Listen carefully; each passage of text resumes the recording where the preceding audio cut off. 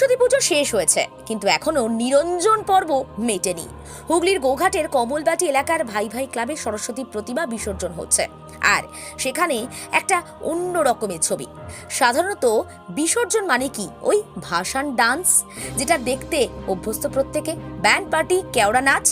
কিন্তু গোঘাট বাস স্ট্যান্ডে একটু অন্য রকমের ছবি।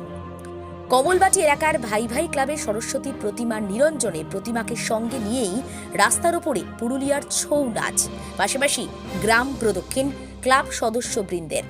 ছৌ নাচ দেখতে সাধারণ মানুষের ভিড়, পথ চলতি মানুষের আগ্রহ বেশ চোখে পড়ার মতো। সকলেই বলছেন ছৌ তো বাংলার সংস্কৃতি, আর শুধু তো পড়াশোনা নয়, সংস্কৃতির দেবীও মা সরস্বতী। এটা যেন কোথাও গিয়ে তাকেই ট্রিবিউট জানানো।